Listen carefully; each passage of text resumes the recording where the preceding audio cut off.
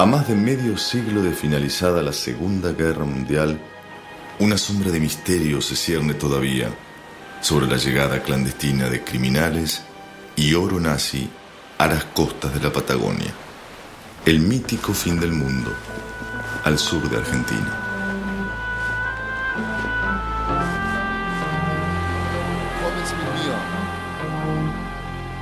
Para algunos, estos arribos solo fueron producto de la imaginación.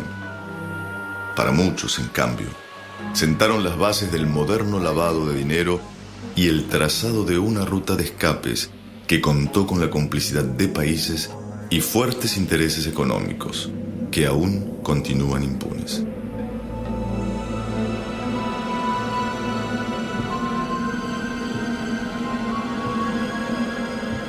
Para echar luz sobre estos misterios, se imponía investigar a fondo, reunir evidencias, testimonios y pistas desconocidas.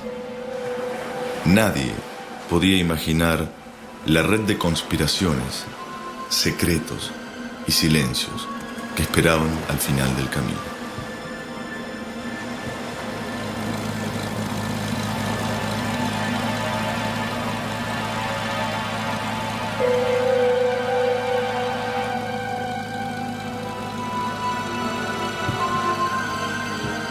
Para mucha gente, el olvido siempre fue un negocio redituable. El tiempo fue borrando las huellas, testigos y protagonistas guardaron silencio. Era como si la leyenda pusiera un manto que cubriera la historia. Precisamente esa zona oscura, confusa, es la que da origen a esta investigación. Para el reconocido historiador Jorge Camarasa, los primeros indicios no surgen de estos paisajes. En esta historia, todos los caminos conducen a Buenos Aires. En rigor, oro nazi es una fórmula para designar el tesoro robado por los ejércitos del Tercer Reich. La mayoría de los especialistas estiman que este tesoro es de varios miles de millones de dólares, pero en realidad no hay ninguna precisión. Hasta la investigación conducida por Camarasa y su equipo, muy poco se sabía de la trama o los montos del oro nazi ingresado al país.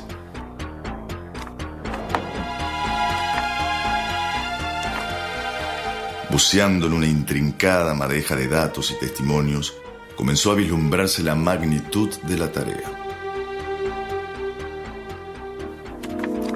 Argentina no cuida sus memorias, o hay quienes se encargan de que no se cuiden.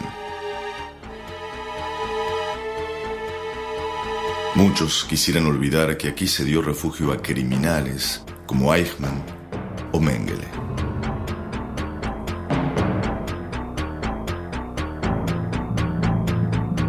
Lo primero que hay que hacer para entender un poco esta historia es seguir las rutas del dinero y tratar de comprender cuál era la situación de este país hace más de 60 años.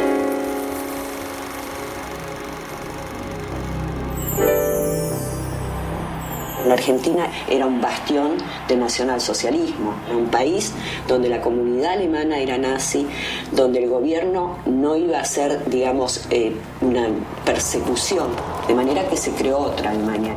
Pero además es evidente el furor fascista y luego desembosadamente pro-nazi de gran parte de la oligarquía argentina.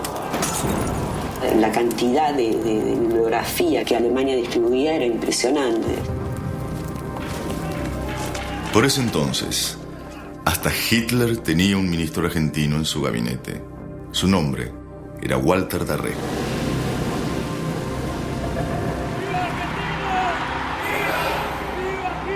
La relación cada vez más intensa entre los dos países se pondría de manifiesto en el acto más importante de adhesión al Reich fuera de Alemania.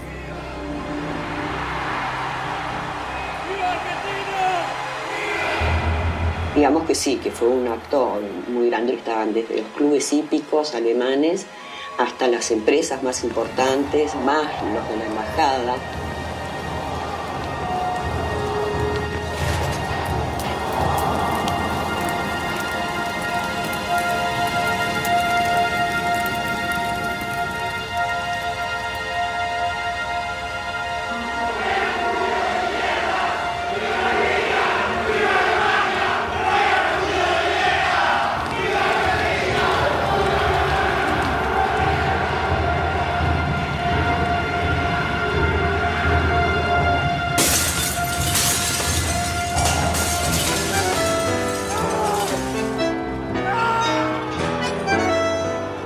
Fuera, digamos, cuando se hacía el acto, hubo militantes, tanto comunistas como radicales, que trataban de impedirlo o por lo menos mostrar que había otra cosa. A pesar de la fuerte oposición, el gobierno de entonces, surgido de un golpe militar, no ocultaba sus simpatías hacia el Reich. Las grandes sumas de dinero transferidas desde Alemania para solventar la inmensa propaganda abren la primera ruta del oro nazi. Muy pronto, ese dinero habría de expandirse para actividades menos evidentes.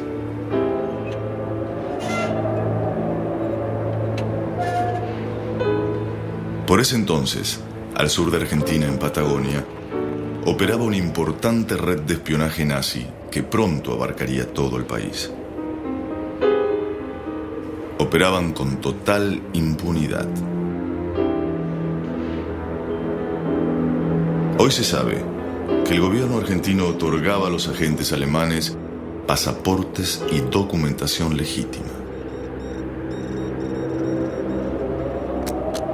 Relevaban la actividad urbana y rural, la producción de lana y petróleo, vigilaban los movimientos del enemigo, los asentamientos militares y el despliegue de barcos mercantes hacia Gran Bretaña.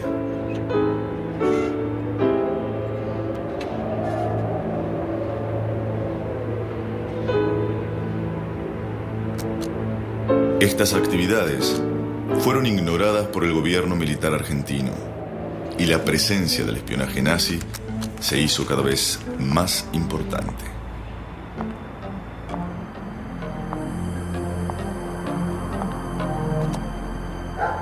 Los aliados comienzan a detectar las primeras transferencias desde Alemania hacia Argentina. Muy pronto este país sería el único en América en mantener la neutralidad en la guerra. Argentina se transformó en un centro vital para el Reich como fuente de insumos prohibidos y reaseguro financiero. La trama del espionaje traza una ruta más oscura dentro de las transferencias del dinero nazi. Este tipo de actividades no podía pasar inadvertida.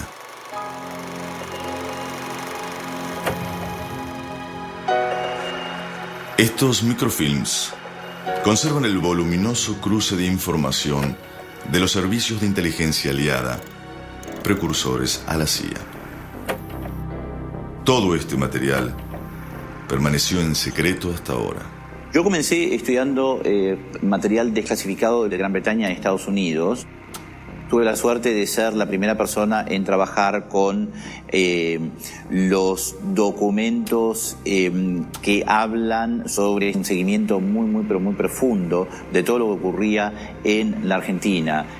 También involucra a las agencias de inteligencia norteamericanas que utilizaron a los criminales de guerra nazi cuando les resultaron útiles, ¿no es cierto?, Les preocupaba el tema del espionaje. Pero yo diría que el elemento más importante es su preocupación por empresas alemanas radicadas en nuestro suelo y, digamos, sus fuentes de financiación, ¿no es cierto? Para los aliados, muchas de las empresas alemanas durante la guerra actuaban como entidades al servicio de Berlín. Los alemanes tenían un rol importante en la presencia empresaria en la Argentina. El nazismo entró con dinero a través de bancos alemanes, de empresas alemanas. Trataban de cumplir como se podía con el compromiso con el régimen imperante en Alemania, pero sabían que esencialmente ellos eran más que ese régimen. Todas las representaciones de empresas alemanas en la Argentina deben obedecer consignas, mandatos y precisiones empresarias y políticas de la Cancillería del Tercer Reich. Ellos atravesaron toda clase de regímenes sin que les importara a nadie. Usaron en su beneficio todo lo que pudieron de los abusos del régimen nazi. Esto no hay ninguna duda. Los negocios no tienen nacionalidad y frontera. Hubo participaciones activas de gente de la oligarquía argentina en los directorios de las empresas alemanas. Esta es la clave del asunto. ¿Quiénes eran? Y eran un montón. Los que estaban en esas empresas de las que han desaparecido en gran parte la documentación. En fin, hubo un casamiento ahí, hubo relaciones carnales, muy activas. El informe norteamericano comprometía a las empresas con el espionaje nazi. En ese momento ya se estaba produciendo la fuga de jerarcas y de capitales, y esta nueva ruta del oro iba a ser cada vez más importante con el transcurso de la guerra. Lo real de la presencia de los grandes capitales alemanes en la Argentina es que su espacio era codiciado por los capitales norteamericanos que querían hacerse cargo de las mismas actividades. Del abrumador despliegue de información clasificada se desprende que la preocupación aliada no solo se centraba en el accionar de las empresas. Una focalización muy ya específica sobre la figura de Juan Domingo Perón.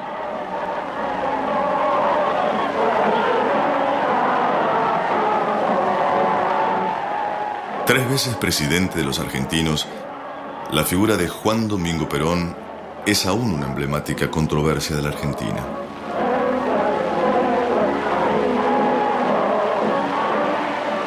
Perón asciende tras un nuevo golpe militar que vio ganar terreno a los intereses alemanes.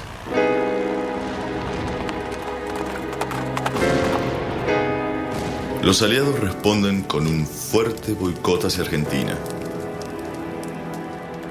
La figura del entonces coronel se hace cada vez más fuerte.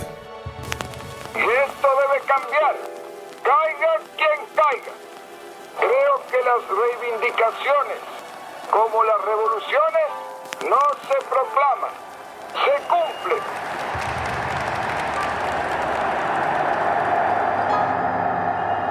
Querido y odiado, su recuerdo sigue presente, influenciando sobre las decisiones políticas del país. Un trascendente hecho, mantenido en secreto por décadas, cruzará a Perón por primera vez con la historia del oro nazi.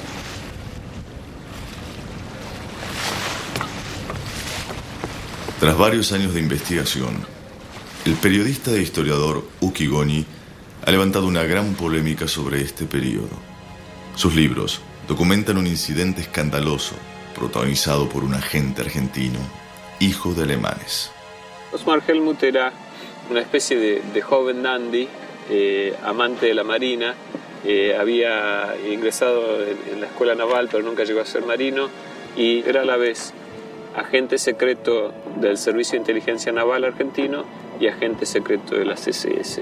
Es elegido por el gobierno de Perón como el emisario que iría a la Alemania de Hitler para entrevistarse con Hitler y ofrecerle el apoyo argentino en la guerra, y a la vez solicitar armas alemanas para la Argentina. Para armar esta misión, hay varias reuniones. Algunas reuniones se llevan a cabo directamente en la Casa Rosada. Allí participa el general Ramírez, presidente de la Nación, y Perón. Las reuniones estratégicas se llevaban a cabo en este departamento de la calle Agüero, propiedad de un amigo de Perón.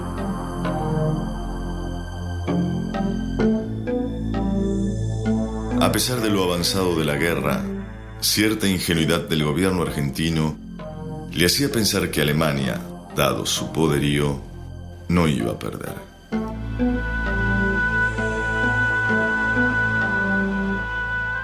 Por otro lado, el boicot comercial contra la Argentina impuesto por los aliados y la necesidad de armas para fortalecerse en la región daban cierta lógica al audaz contacto.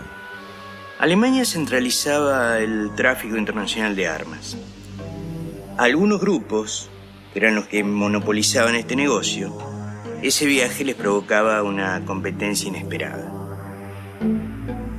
Además de saludos formales a Hitler, la misión involucraba una enorme operación de compra de material bélico y tecnologías que se cruzaban con esos fuertes intereses no invitados a participar.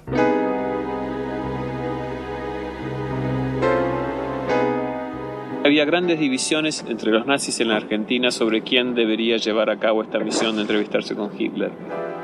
Para muchos empresarios era una verdadera provocación. Se saltaban las líneas económicas tejidas con enorme sigilo desde el comienzo de la guerra. Las rutas mismas del oro nazi. Quedaron muy molestos y empezaron a enviar cables a Berlín diciendo: va un hombre que se llama Osmar Helmuth, este hombre no es de confiar, no hay que recibir a este hombre.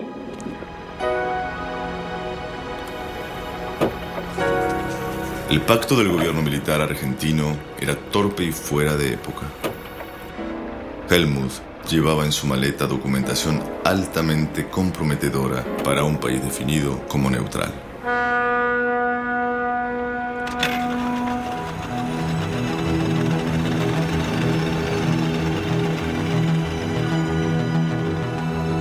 Su travesía evidentemente perjudicaba grandes negocios. Se comenzó a hablar de filtraciones de los propios nazis hacia los aliados.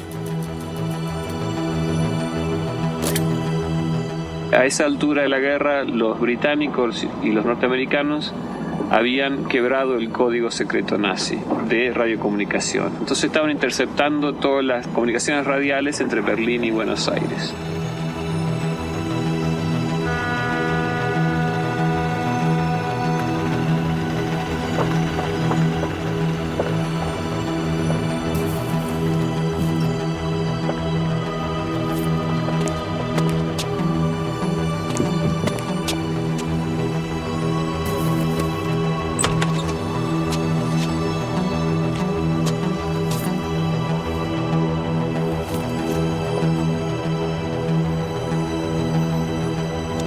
Policías británicos entraron al barco, encontraron una carta del general Ramírez, presidente de la Argentina, a Hitler, y es con el interrogatorio de Helmuth que los aliados pueden presionar a la Argentina y decirle: bueno, o rompen relaciones con Alemania o nosotros vamos a dar a conocer al mundo este interrogatorio. A pesar del fracaso y de las sospechas de delación, Perón no hizo nada para vengarse. Sabía con quiénes se estaba enfrentando. Tal vez la figura más prominente haya sido un empresario alemán, por ese entonces uno de los hombres más ricos de la Argentina, Ludwig Freude. Ludwig Freude era una especie de embajador no oficial del gobierno nazi en la Argentina. Freude manejaba los dos bancos alemanes más importantes de Sudamérica: el Banco Germánico de América del Sur y el Banco Alemán Transatlántico, de gran relevancia en esa época. Sus sedes son ocupadas actualmente por el Banco Nacional de Desarrollo y del propio Ministerio del Interior del gobierno argentino.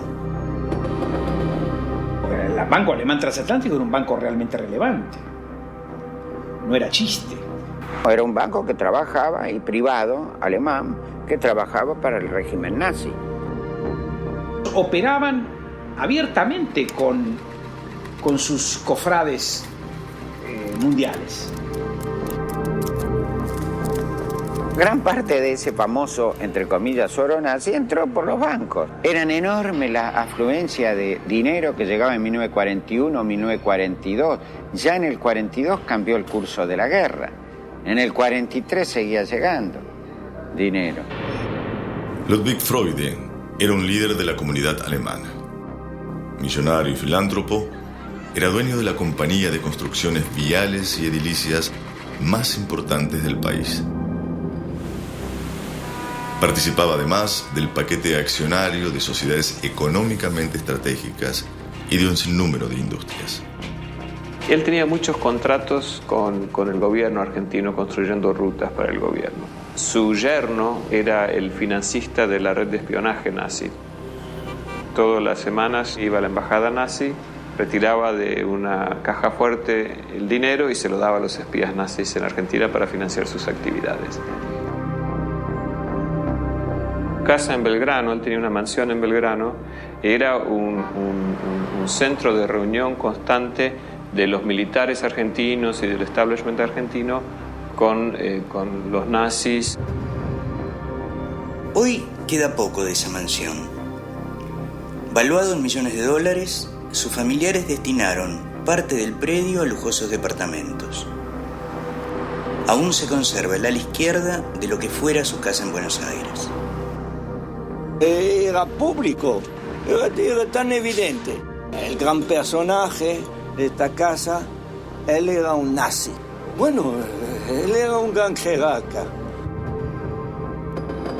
Y allí él armaba reuniones entre los generales argentinos y los diplomáticos nazis, japoneses, etc. Y allí, bueno, obviamente también se cocinaban jugosos negocios, ¿no? Lo concreto es que a partir del episodio Helmut, la relación de Perón con la familia Freude comenzó a estrecharse.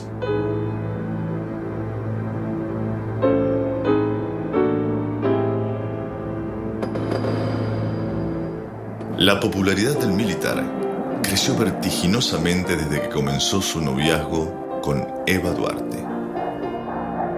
Evita era una actriz en notorio ascenso, emergente de las clases más humildes. Freud empezó a formar parte del núcleo íntimo de los Perón.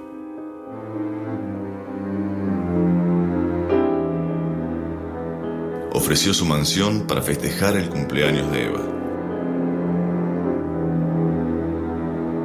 Como muestra de afecto, le regaló una importante casa que aún se conserva. Pronto se uniría otro integrante de la familia, Rodolfo Freude, el hijo mayor de Ludwig. Perón lo toma como una especie de secretario. Los inminentes acontecimientos le tenían reservado un papel mucho más importante en esta historia. Hacia principios de 1945, la suerte de Alemania estaba echada.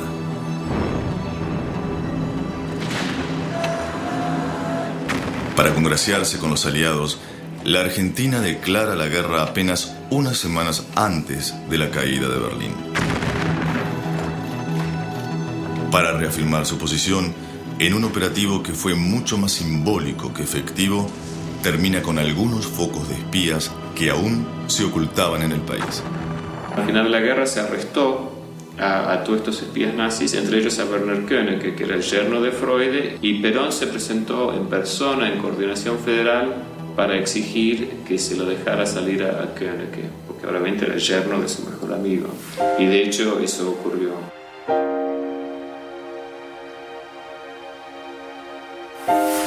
Los empresarios y banqueros comprometidos con Alemania también hicieron sus jugadas. Del día a la noche, nacionalizaron muchas de sus empresas. Pusieron a resguardo bienes afectos y gran cantidad de documentación comprometedora. Preparaban la ruta más ingeniosa y productiva de sus negocios, la del dinero en fuga. En ese momento, Ludwig Freude fue señalado públicamente por primera vez. Estaba tan comprometido, de acuerdo a los aliados, en la transferencia de fondos nazis hacia la Argentina, que pidieron a Argentina su extradición a Alemania para su interrogatorio. Y Perón lo salvó. Y a cambio parece ser que Ludwig Freude organizó contribuciones muy grandes de los empresarios alemanes en Argentina a la campaña presidencial de Perón en el 45-46.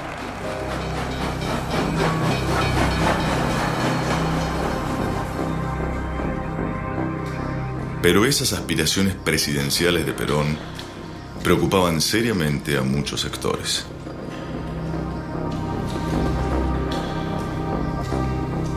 Simulando un entrenamiento de rutina, el coronel Cabanillas y un puñado de voluntarios armados comenzaron a ejecutar su plan.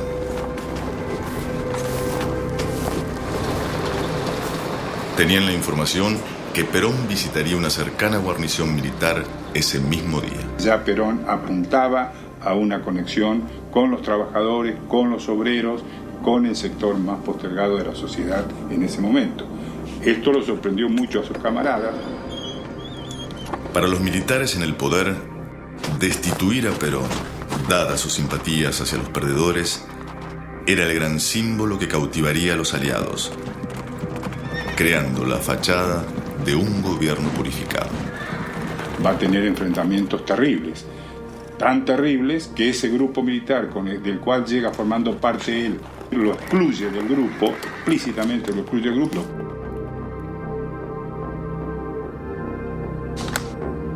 Cabanillas y sus hombres querían ir mucho más lejos. Se asustan del poder que Perón empieza a acumular, que obviamente no lo acumulaba por casualidad.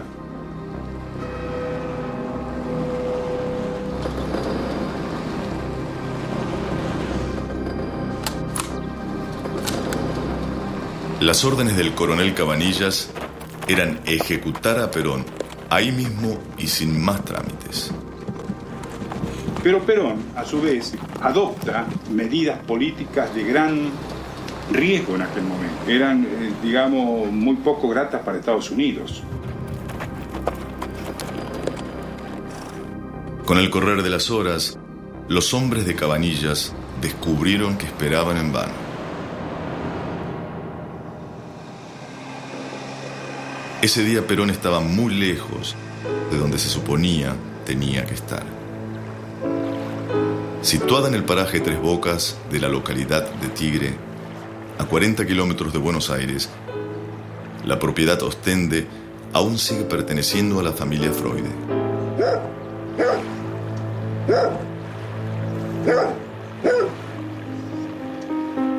La noche anterior, Perón y Evita, escoltados por el hijo de Freude, se habían refugiado en esta casa.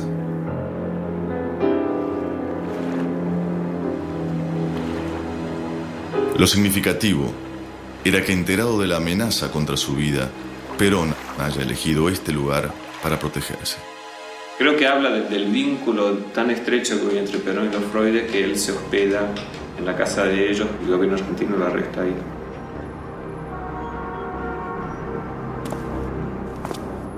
Pero la prisión le duraría muy poco a Perón. Enterados de su arresto, gruesas columnas de trabajadores llegados de todas partes comenzaron a concentrarse frente a la Casa de Gobierno.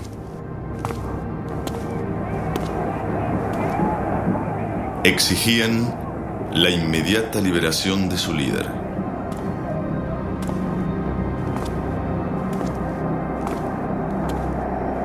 El histórico suceso derivó en un apresurado llamado a elecciones.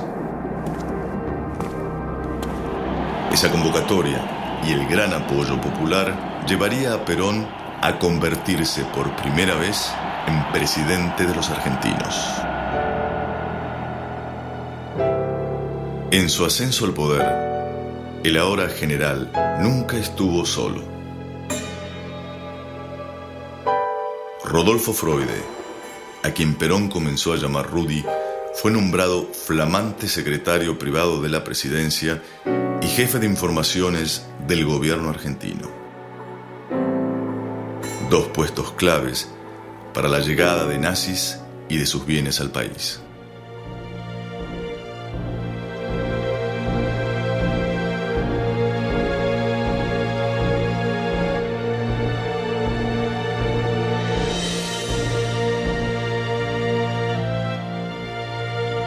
Por todos estos antecedentes, el fin de la guerra significó, para Argentina y especialmente para la Patagonia, convertirse en el centro de la sospecha mundial. Una especie de caza de brujas y fiebre del oro cayó sobre el país.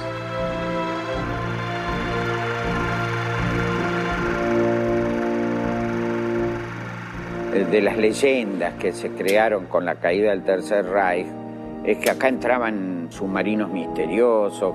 Por poco Hitler estaba escondido en el Obelisco o en el sur, disfrazado de mono, qué sé yo. Transformando la exageración en realidad, a meses de terminada la guerra, la rendición pública de submarinos levantó un escándalo internacional. Oficialmente tenemos nada más que 2 submarinos entrados a nuestro país, que es el U-530 y el 977 de Schaffer. Debido a la falta de tripulación en el U-977, hemos calculado que alrededor de 50 personas faltan de estas naves. Que por lo general se trataba siempre de por lo menos 6 submarinos, de los cuales 5 podían ser de ataque y 1 de abastecimiento. Uno puede deducir fácilmente que se trataba por lo menos de mucho más de 2 submarinos que fueron los que se entregaron. Del resto poco se sabe, pero sí hay enorme cantidad de contacto visual de los pobladores de la zona. Visto que hay docenas de señalaciones de prefectura y de la Armada señalando submarinos desde Bahía Blanca hasta 100 y pico de kilómetros a San Antonio Este y estos 100 y pico de kilómetros a Rawson. Ambos lugares en estos documentos. Vistos desde el presente, aquellos años aparecen poblados por historias de jerarcas y el fantasma de su oro. El ex intendente de Camarones aporta sus propios recuerdos. Sobre esa época, estamos hablando de 60 años atrás, arrimaban aquí enfrente de donde estamos ubicados, de la bahía Camarones, enfrente de noche se observaban luces.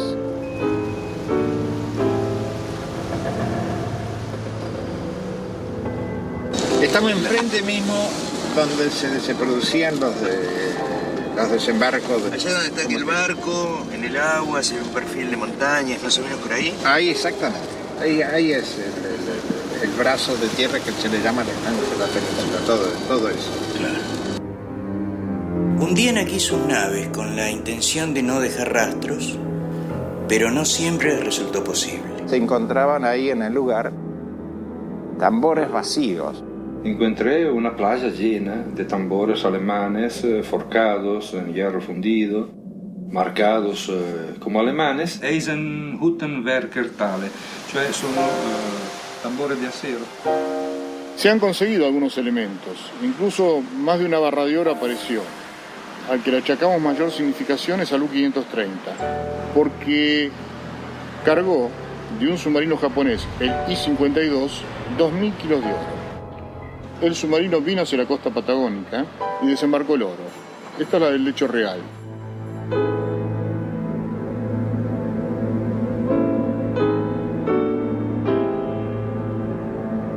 Para estos desembarcos, los alemanes contaban con la red logística que había abierto el espionaje. También se establecieron zonas liberadas. Uno de los submarinos es detectado, se lo avista y en el momento donde está ubicado y está siendo atacado, llega una orden que está escrita, propagada por el Ministerio de Marina, de parar el ataque. En el momento de darse esta orden, el ministro de Guerra era Perón. Evidentemente lo que llevaba debe haber sido de mucha importancia. Tienen que haber venido gente y, ¿por qué no, jerarcas?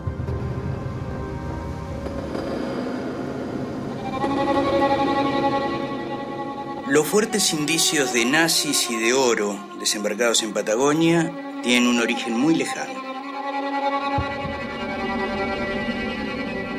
El pueblo de Lavoe, sobre las costas del mar Báltico en Alemania, se ha convertido, con el correr de los años, en una suerte de santuario en homenaje a los míticos submarinistas.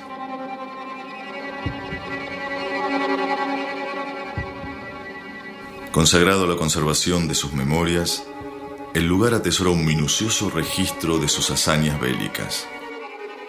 Also das U-Boot-Archiv, das wird das bestätigen. Also man weiß größtenteils, ich möchte sagen sogar zu 99%, wo die deutschen U-Boote abgeblieben sind. Argentinien war ein deutschfreundliches Land und man hatte dort die Sicherheit, dass keine Verfolgung durch die Alliierten dort stattfinden würde. Los archivos de Lavoe son reveladores. Además del registro bélico, sus mapas oficiales reconocen la presencia de submarinos hundidos frente a la Patagonia. A pesar de estas certezas, los capitales y fugitivos realmente importantes no necesitaron cruzar océanos entre cargas de profundidad.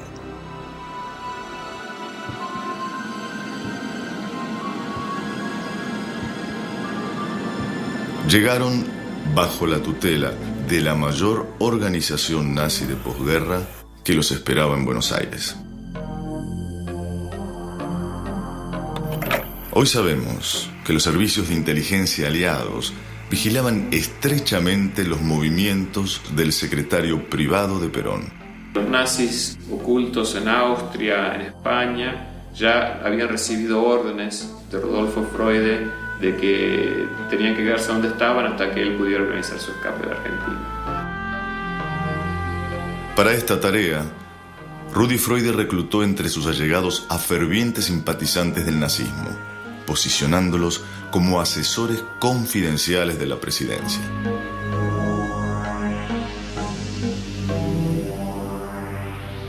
Poco se sabría de esta operación en las sombras sin la valiente investigación de la doctora Beatriz Gurevich, directora del proyecto Testimonio. En un expediente salvado del fuego y la burocracia, descubrió las bases mismas de la mítica Odessa, en el centro del poder argentino.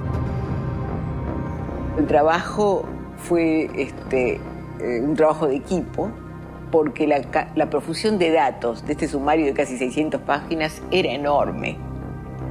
Entonces optamos por el criterio de digitalizarlo íntegro.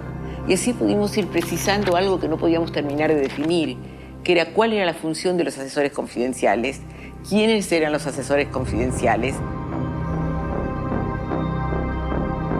La investigación reveló que a metros mismos de la presidencia, bajo la dirección de Rodolfo Freude, se realizaba la selección de fugitivos especiales a ser ingresados al país. Los asesores confidenciales eran reconocidos criminales prófugos condenados a la pena capital. El grupo incluía a Pierre Deux, ministro belga colaborador del nazismo, al doctor Branko Benson, médico personal de Perón e íntimo amigo de Hitler, así como a Jacques Desmaillet y Charles Lescat. Todos ellos cargaban con decenas de muertos en su haber y la responsabilidad de abrir el camino a Eichmann, Mengele y cientos de asesinos.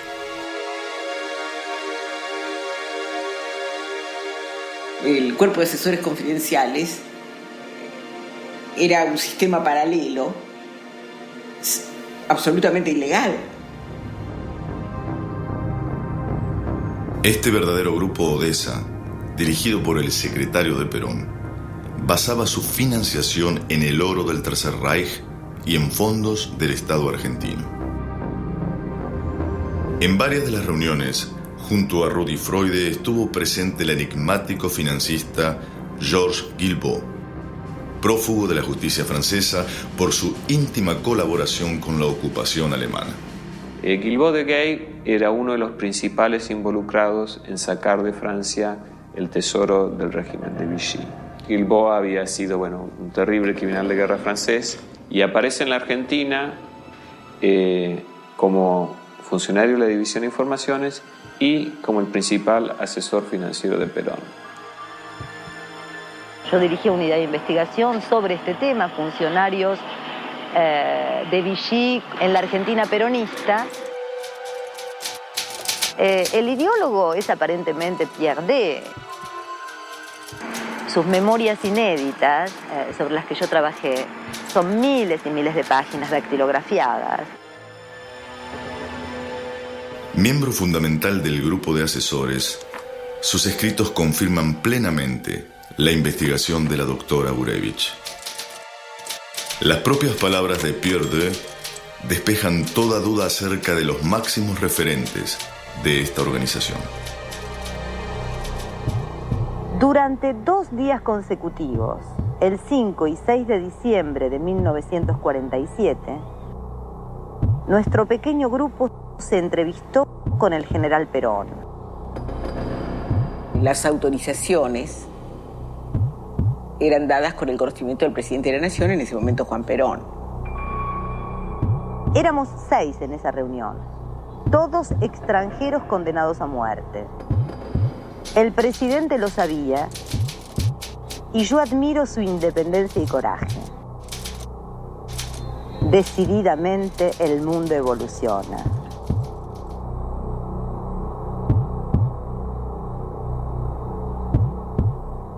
A la luz de estos hechos, Argentina era el lugar más privilegiado del mundo para el refugio de fugitivos y capitales robados. Por este motivo, el viaje de Eva Perón a Europa, realizado por aquellos días, es visto hoy con otra mirada. Todo indica que el itinerario europeo se digitaba a distancia, sin el consentimiento completo de Eva. Pero al momento mismo de partir, ella tenía razones propias para sospechar. Querido Juan, salgo de viaje con pena, pues lejos de ti no puedo vivir. Pero Juan, si yo muriera, de Rudi Freude ten mucho cuidado. Le gustan los negocios y puede perjudicarte.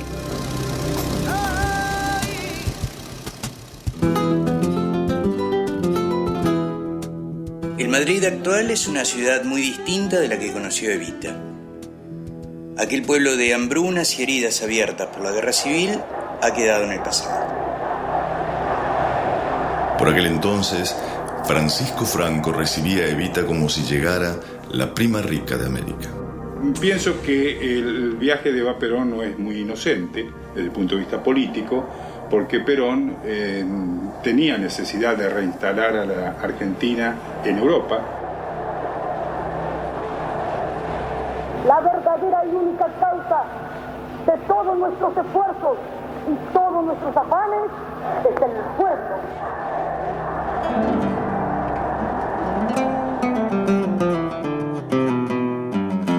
Dentro de la comitiva, un amigo de Freude y Perón se encargaría de contactos fuera de protocolo. Alberto Dodero, millonario y empresario naviero, vinculado a la familia Onassis, tuvo también a su cargo la financiación de la mayor parte de la travesía. En la intrincada noche madrileña, la comitiva se alejó de la mirada pública. Apartándose del itinerario, la esposa de Perón y un reducido núcleo de allegados dirigen sus pasos hacia un controversial encuentro secreto.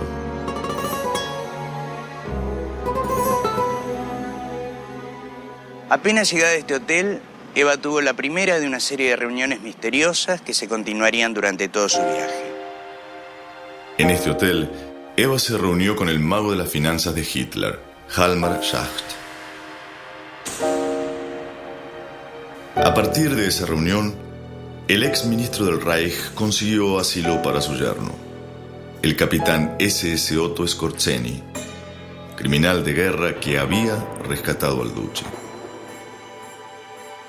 Ya en Argentina se convertiría en amigo del propio Perón y se vincularía estrechamente con Adolf Eichmann. Fue un anticipo de lo que vendría. El viaje de Eva apenas había comenzado. El siguiente paso la llevaría a Roma, antiguo escenario de intrigas y escapes encubiertos. Eva se entrevista con el Papa y la versión oficial cuenta que Pío XII le pidió su colaboración. Ci sono alcuni giornali dell'epoca che parleranno di 1 milione di profughi che è sceso in Italia. E tutti questi dichiarano che nella fuga o nel bombardamento hanno perso i loro documenti. Al momento il Vaticano era molto più diviso e molti di questi profughi a quel punto si presentavano ma una serie di istituzioni che erano state create dalla Chiesa Cattolica. Probabilmente nei primi 2 o 3 anni erano magari disposti a chiudere un occhio. Algunas versiones hablan de un encuentro de Evita por fuera de la agenda oficial.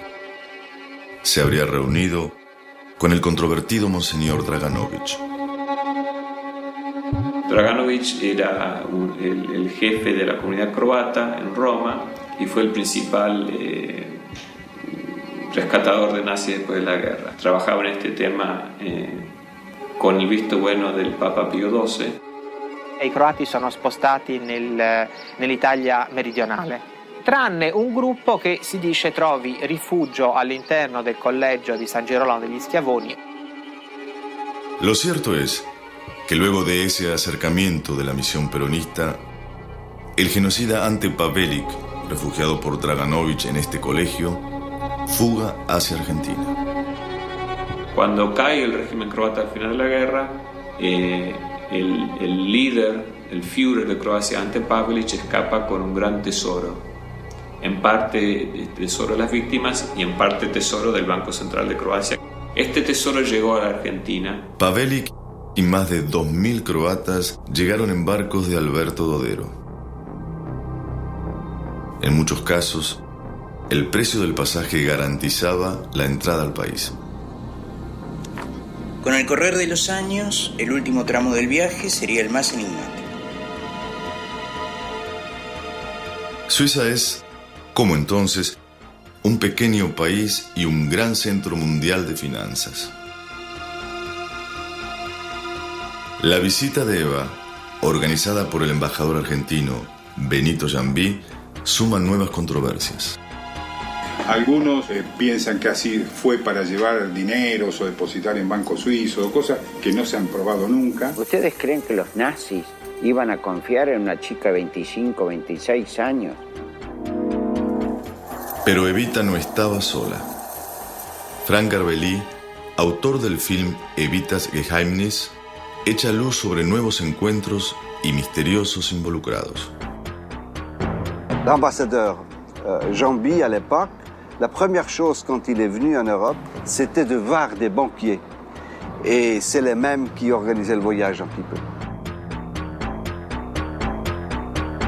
La reunión fuera de agenda tuvo lugar en el lujoso hotel Barolac de Zúrich. Nunca trascendió lo tratado. Participaron miembros de las altas finanzas suizas, fundamentalmente la banca Verli. Verli, c'était un banquier à la mode en quelque sorte. On créait toute une série de sociétés d'écran, de sociétés secrètes qui travaillaient pour eux. La maison Verli avait comme clients beaucoup de nazis. El interés de aquellos banqueros se encuentra fundamentado en las revelaciones del prestigioso investigador suizo Jean Ziegler. Hitler avait de l'or volé.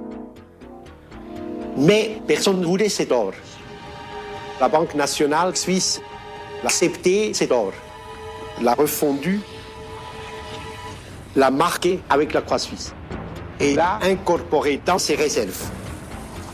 Autrement dit, les banquiers suisses ont été les receleurs du système nazi. Une partie de l'incroyable richesse du système des places financières helvétiques, c'est le butin nazi. Si bien persiste la incertidumbre sobre la participación de Evita en estos intereses, ciertos allegados aparecen claramente implicados. L'autre but du voyage était d'organiser la fuite des nazis. Et là, cette partie-là, c'était Rodolfo Freud qui était très important. A partir de una orden secreta de Freud, se abrió en Berna una misteriosa oficina. Ocupada actualmente por la prestigiosa Credit Suisse, fue la base principal para este operativo en las sombras. El encargado de dirigirla sería el capitán SS Carlos Horst Fulner. Su carrera en estas artes clandestinas había empezado mucho antes, durante la guerra. Fulner nunca se destacó en el campo militar. Carismático y seductor, era conocido en todos los ambientes. Su popularidad le permitía una gran cantidad de contactos. A este germano argentino se lo ha descrito como un oportunista nato, con especiales habilidades con las mujeres, el juego y el dinero. Todos los informes que tenemos sobre Fulner nos dicen que era un canalla encantador. Obviamente era un embustero, un farsante, pero también parece ser que era una persona muy culta, hablaba varios idiomas, obviamente hablaba español y alemán, y bueno, parece que además hablaba inglés, francés. Fulner no solo dominaba relaciones o idiomas, era además un experto falsificador de firmas y documentos. Este manejo de pasaportes que tenía Fulner, dado que él tenía uno alemán y uno argentino, le vino muy bien a él y eran habilidades que precisaba Perón para rescatar a los nazis. Su ingenio y astucia le crearían varios problemas al futuro hombre clave de Rodolfo Freud. Pero llegaría el momento en que esto le permitiría prestar grandes servicios al gobierno argentino. Aunque el mejor servicio se lo prestaría siempre a sí mismo.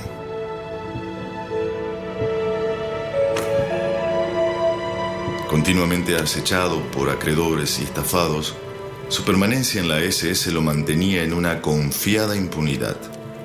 Pero Fulner no mostraba ninguna prudencia. Parece que se alzó con un dinero de las SS y también se alzó con un dinero de algunos empresarios. Fue tal el deshonor de lo que había hecho Fulner que lo echan de las SS, que era el peor deshonor que se le podía hacer a un oficial de las SS.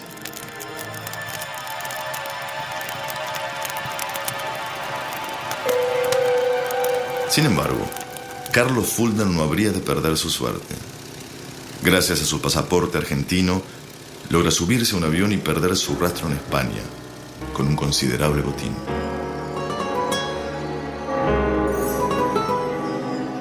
Con la complicidad de algunos funcionarios religiosos, Fulner se esconde en el monasterio del Escorial. Cuando se siente seguro, viaja a Madrid, donde lo contrata el gobierno argentino. Se relaciona con una gran cantidad de otros fugitivos alemanes, franceses, belgas. Fulner recibía las órdenes directas de Perón, pero obviamente su jefe inmediato era Rodolfo Freud de la División de Informaciones. Su primer encargo fue salvar al general SS Johannes Bernhardt, implicado en grandes transferencias de dinero nazi hacia Argentina. Bernhardt escapa con una gran fortuna y Fulner se le ingenia para quedarse con una gruesa comisión. Pese a que los aliados habían pedido su detención, Carlos Fulner, protegido por la inmunidad diplomática, viaja a Roma para integrarse a una delicada misión. Perón funda una oficina para promover la inmigración hacia la Argentina. Este se llamaba la DAIE, que era la Delegación Argentina de Inmigración en Europa. Argentina, diestra fraterna tendida hacia todos los seres de buena voluntad, llega hasta ellos. Ahora, parece ser que la oficina de la DAIE se convirtió en uno de los principales centros de operación de Carlos Fulner en Europa. El convenio promocionado por Freude escondía una cara oscura: el contacto de Fulner con el obispo Alba Udall, nazi confeso che presidia la diocesi di Santa Maria dell'Anima. Udall si rivolge direttamente al Vaticano dicendo: ma guardate che in realtà anche questi ex nazisti potrebbero essere degli alleati nella lotta contro il comunismo. El obispo, con la complicidad de Fulner, comienza a ocuparse del refugio de nazis en iglesias convenidas. E anche a scrivergli lettere di raccomandazione per parroci o vescovi in Argentina, in Brasile e in altri posti. Entraron con la complicidad de la Iglesia, del Vaticano, che dava salvoconductos a criminales de guerra. Sarà in quest'epoca in cui Eichmann e altri importanti personaggi della diaspora nazista passano per Roma e ricevono l'appoggio di Udall. Amparándose en las sombras del pacto con la Iglesia, Fulner comienza a operar con Udall. Siguiendo y completando el camino del oro, se daría paso al más oscuro y vergonzoso rescate. Todos los papeles de ingreso para Mengele, Eichmann, Priebke, fueron todos gestionados por Fulner. Adolf Eichmann, que enviara a 6 millones de judíos a la muerte, entró a la Argentina vistiendo una sotana, bajo el falso nombre de Ricardo Clement. Ante todo, se tienen en cuenta las aptitudes de cada persona. Se quiere traer trabajadores.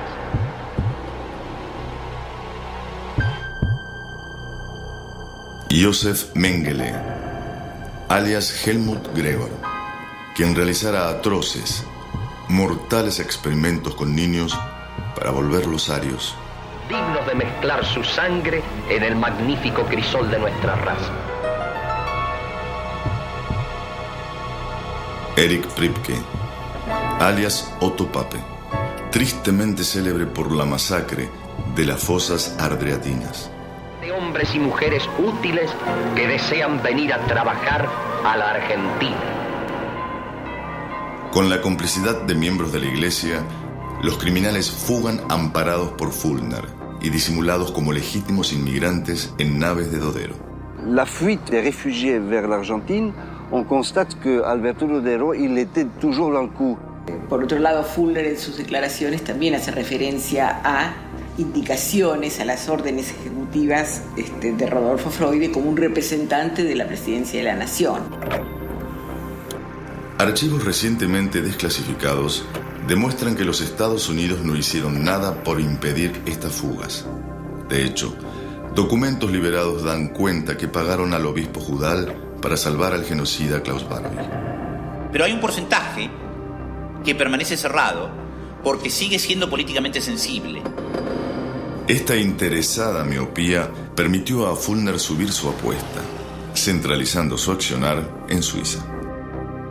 Las investigaciones del periodista Juan Gasparini aportan datos reveladores sobre esta oficina, situada en pleno centro de Berna, en el 49 de la calle Margasse. Suiza admite la creación de esa oficina a partir de un contacto que existe con Freude. Todas las personas que trabajan con Carlos Fulner, él a la cabeza, son considerados por los oficiales de inteligencia suizos que elaboran los informes como nazis al 110%. Suiza toleraba la entrada para que se captaran, que se contactaran a los fugitivos nazis para que, gracias a la oficina que piloteaba Fulner, pudieran salir de Suiza con una nueva identidad a partir de rutas muy concretas y de medios de transporte muy concretos para ir a la Argentina. Desde Suiza no solo se organizaba el escape europeo, su cercanía a los grandes bancos también beneficiaba a otros propósitos. Fulner y su grupo le cobraban a los nazis para traerlos a la Argentina. O sea que ahí parece ser que todos hacían negocios por todos lados. el lujoso Hotel Schweizerhof hacía las veces de sala de espera para los exclusivos fugitivos de Fulner. Desde aquí, monitoreaban sus cuentas secretas, esperando el momento propicio para escapar. Uno de ellos, el millonario Hubert von Blücher, ostenta un brillo muy especial.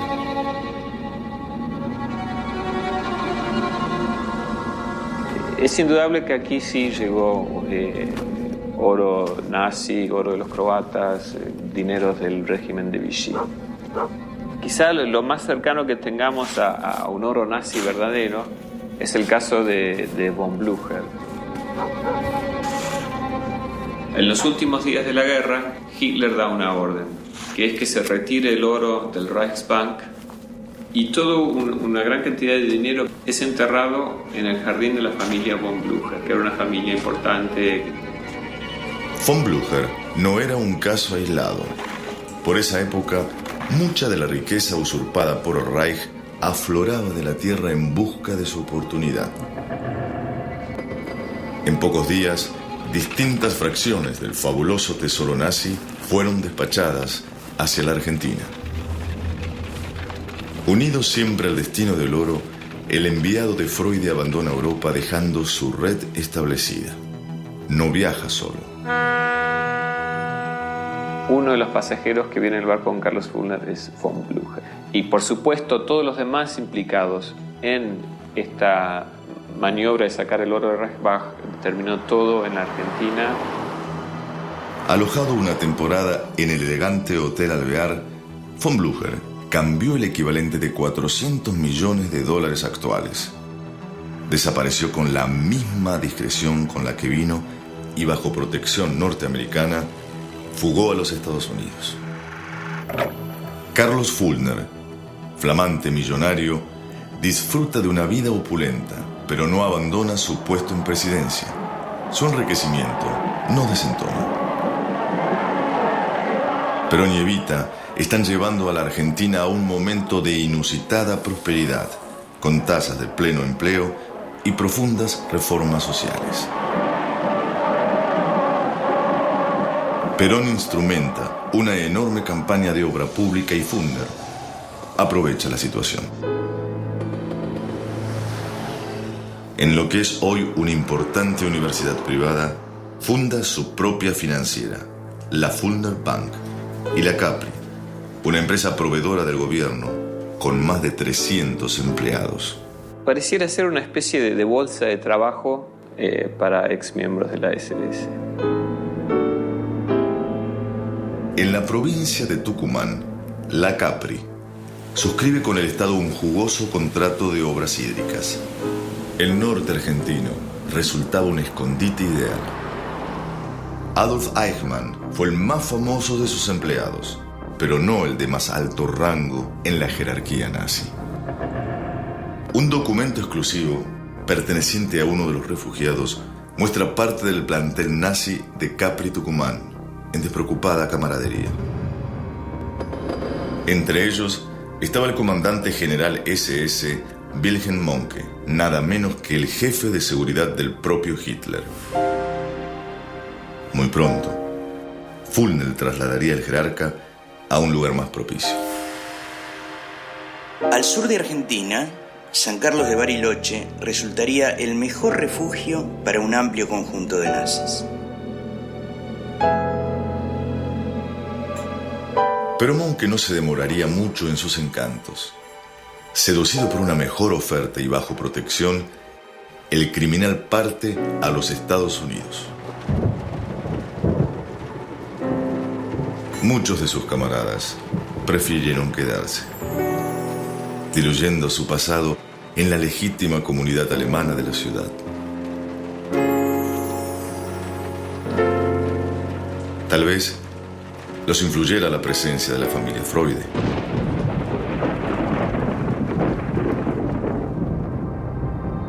Fueron sus empresas las que levantaron varias de las obras edilicias más importantes de la región, siempre al amparo de gigantescas concesiones del Estado.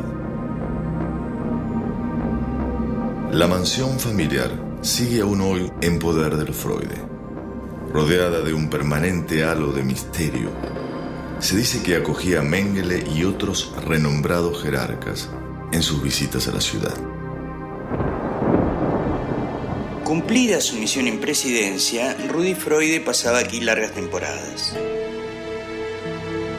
También frecuentaba a viejos conocidos como el criminal de guerra Erich Priebke. Fugado gracias a su red, Priebke residió aquí durante más de 40 años. Su hijo, que aún vive en la ciudad, raramente accede a ser entrevistado. Mi padre era prácticamente amigo de todos, ¿no? Siempre alegre, y la gente lo quería y todo el mundo lo conocía. Si lo conocían los ingleses y los americanos,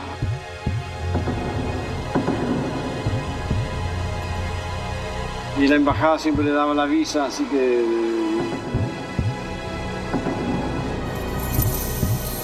todo el mundo sabía que estaba en la SS y todas esas cosas.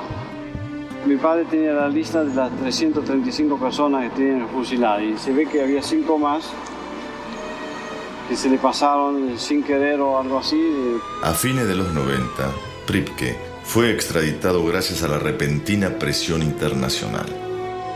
No fue el gobierno quien quebró el silencio. El que lo delató oficialmente así ante la televisión fue Mahler. Vecino de Priebke, agente de la inteligencia alemana, Juan Mahler había sido mano derecha del obispo Udall en las rutas de escape vaticanas. Como tantos otros, residió hasta su muerte en Bariloche. El mismo silencio se extiende sobre la historia de una inmensa estancia de propiedad alemana en las afueras de la ciudad. Era enorme. Hoy está reducida a la 10ª parte. Hicieron construir un aeropuerto. Tenían radios a onda corta que transmitían directamente en Alemania. La única ruta de acceso en Bariloche. Todo pasaba por San Ramón. Este lugar estratégico fue un parador ideal para decenas de nazis. Perteneciente al ámbito de los Freude, la estancia no escapó a la mirada del FBI. Donde se dice hay una estancia a los faldas de los Andes, donde un grupo de alemanes subversivos están preparando cobijo para supuestamente el señor Hitler. Más allá de mitos y certezas, el hecho es que, no solo en Bariloche, sino en todo el país, crímenes y fortunas comienzan a mimetizarse con la identidad argentina, a desaparecer en una total impunidad.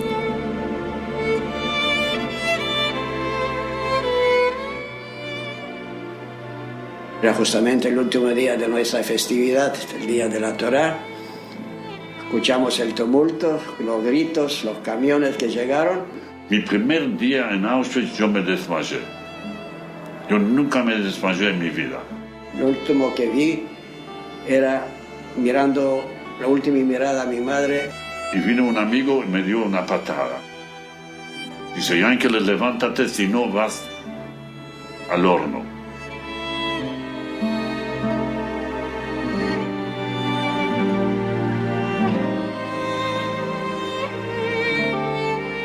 Uno tenía que abrir la boca a ver si hay algún puente, algún diente de oro. Entraron a veces en nuestra ciudad, en las casas, y revisaron todo lo que podían sacar. Y el oro que debían ser entregados bajo pena de muerte. A veces corrías, podían matarte. Si caminabas despacio, te mataron. Cualquier cosa. Los bienes fueron confiscados, de esto ni hablar. También fueron confiscadas las vidas, así que... Se ha destruido un pueblo que vivía casi 1000 años y fue arrastrado con todas las raíces, no quedó nada.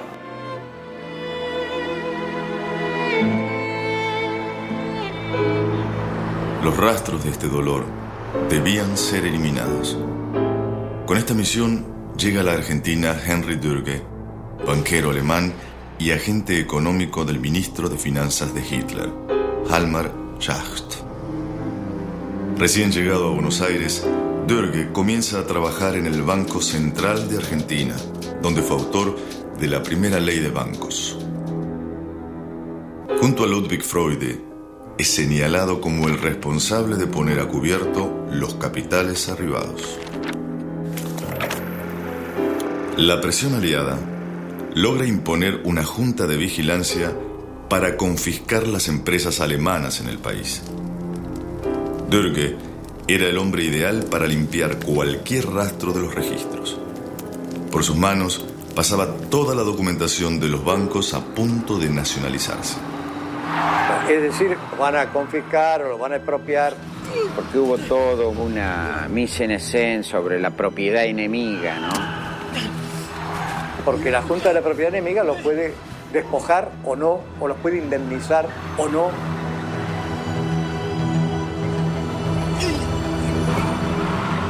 Ante la posibilidad de tomar el poder de la Junta, Dörge inició una lucha sorda contra sus directivos.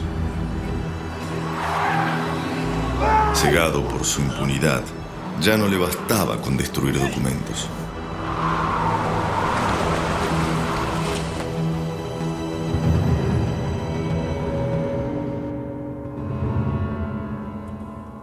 La pelea por el control de los bienes incautados se extiende al seno del propio bando germánico.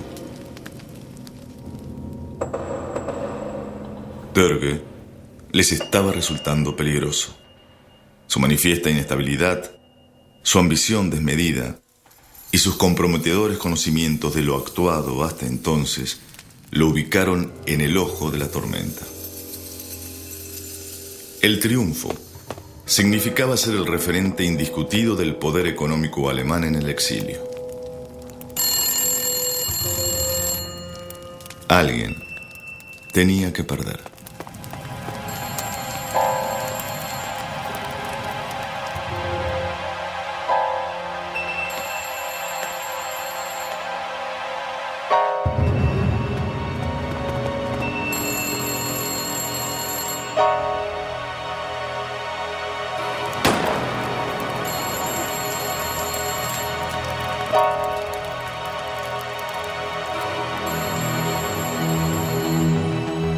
A pesar del tenaz ocultamiento de más de medio siglo, los indicios del oro nazi siguen saliendo a la luz.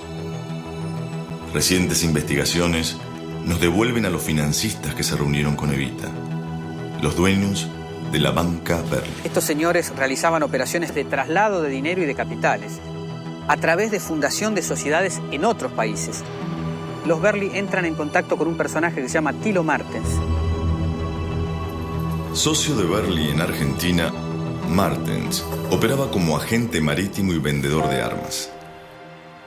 Poderoso referente del empresariado alemán, cosechó una inmensa fortuna, que pronto se expandiría a un nuevo rubro.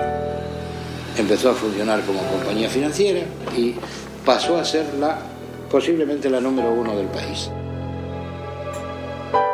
Se trataba de sociedades financieras que no iban a producir nada y que evidentemente fueron utilizadas para sacar capitales con vistas a la continuación de la actividad de los nazis y sobre todo de sus dirigentes fugitivos. Il avait aussi comme client Mandel, le fameux homme d'affaires qui construisait des armes en Argentine. Principal fabricante de armamentos para el Reich, el multimillonario Fritz Mandel es un cliente emblemático de estas sociedades fantasmas. Condenado en Nuremberg, Mandel se refugia en Argentina y ordena construir una residencia legendaria por su misterio. Desde este lugar, nunca descuidó sus conexiones con el poder político de turno. Mandel jamás fue extraditado. Lo mismo ocurrió con su asociado Thilo Martens. Ellos trabajaban con la Argentina y con Estados Unidos, lo que indica que la dispersión de los capitales nazis se hacía en las dos direcciones. Terminado el circuito de las transferencias, las fachadas financieras se desmantelan. Yo creo que sí lo hizo muy bien porque aparentemente no quedó rastro. Pero las huellas aún pueden verse dibujando con claridad el modelo más recurrente del oro nazi. Un último personaje de esta historia también debía desaparecer sin dejar rastros. Juan Duarte tuvo un vertiginoso ascenso al poder. Hermano de Evita, sucede a Rudi Freude como secretario privado de Perón y hereda muchos de sus contactos. Gran amigo de Carlos Fulner, aprendió como él a sacar rápido provecho de sus vinculaciones, concesiones petrolíferas, aras, campos y hasta un hotel en las sierras de Córdoba, adquirido a 2 amigos de Hitler.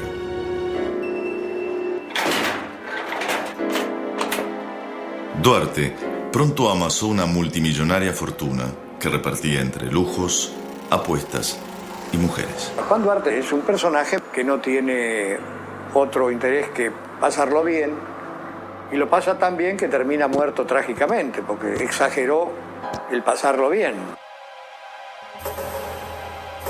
Unos días antes de su muerte, Juan Duarte había renunciado al cargo, acusado de corrupción. Su hermana Evita, que había fallecido 6 meses antes, ya no lo podía proteger. Aparentemente, Duarte sabía demasiado. Su pasión por exhibir sus lujos dejaban suponer que no podía guardar un secreto. Esto incomodaba a grupos económicos muy poderosos. La justicia dictaminó suicidio. Hay una reconstrucción de su muerte que indica que hay que tener alguna prevención sobre la explicación oficial de que se suicidó. La pistola hallada junto al cuerpo era calibre 38 y la bala que tenía en la cabeza era calibre 45. La carta que supuestamente dejó había sido corregida y retocada para su publicación. Las fotos que se habían sacado de la escena del crimen desaparecieron.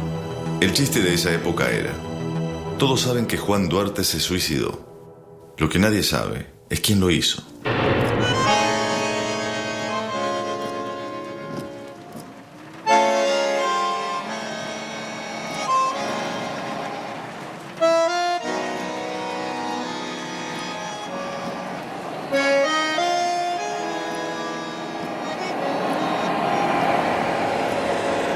Pocos años más tarde, tras enfrentar a viejos aliados como la Iglesia y el Ejército, Juan Domingo Perón es derrotado por un golpe militar. Ninguno de sus amigos alemanes movió un dedo para salvarlo. Ya hacía tiempo que se habían incorporado al nuevo poder.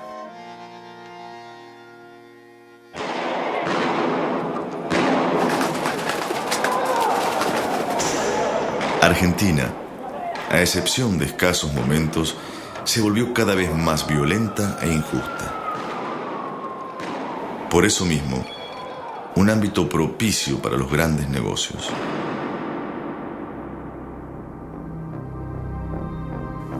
Los de Rodolfo Freude, durante todos estos años no dejaron de crecer. Al amparo de sucesivos gobiernos, fue uno de los empresarios más ricos de la Argentina. Siempre guardó silencio.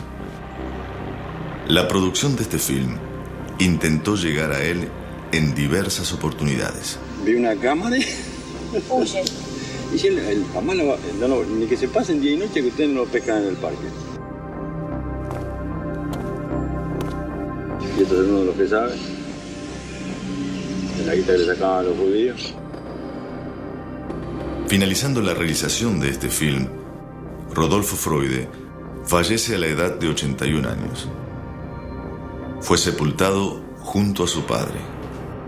Hasta el último día, cobró su jubilación de privilegio del Estado. Jamás rindió cuentas ante nadie. Jamás fue investigado por la justicia. No fue el único.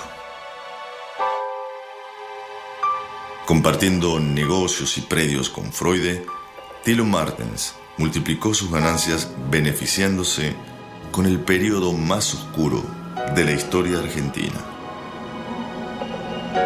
La dictadura militar, encabezada por el general Videla, intentaba una versión a su medida del nazismo. Martens prestó un muy lucrativo servicio a través de la venta de armas y el vaciamiento económico. La secretaria de Martens Compañía Financiera era la hija de Videla. Carlos Fulner influyó en la multimillonaria licitación de la represa Yacyretá, calificada como el monumento a la corrupción.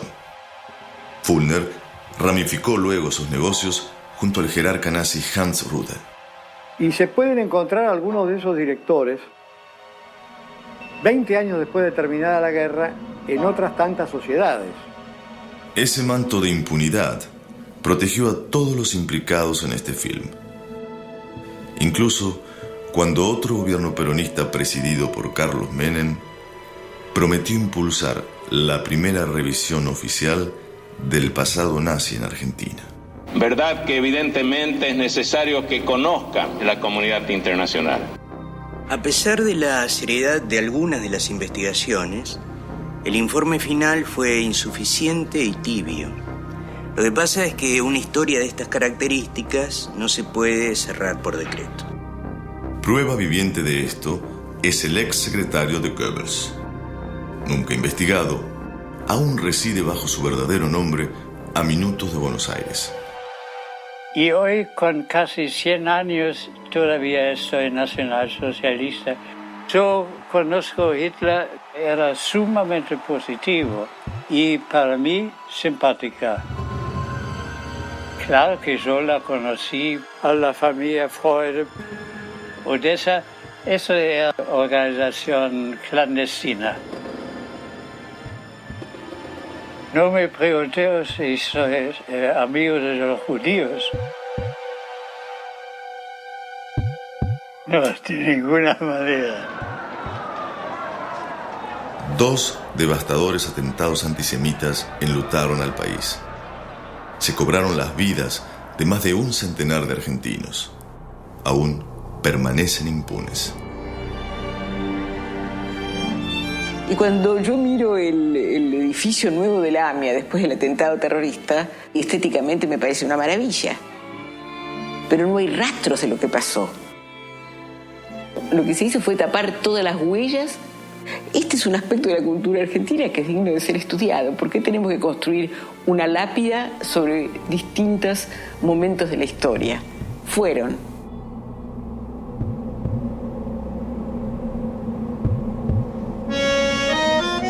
Tal vez la memoria de cada sociedad se construya superponiendo imágenes, una tras otra, hasta olvidar el original. Reflejo distorsionado de ese ideal, el origen mismo del general Perón encierra todo un símbolo. Muy lejos de la próspera vivienda que señalan las biografías oficiales, las últimas investigaciones ubican el lugar de nacimiento del líder en esta humilde casa. Quizás la identidad no puede moldearse a la medida de nuestros deseos.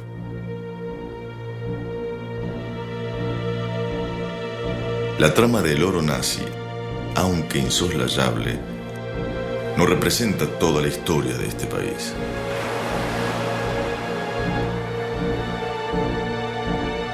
Argentina es un país saqueado, hasta en sus memorias. Seguramente no sea el único.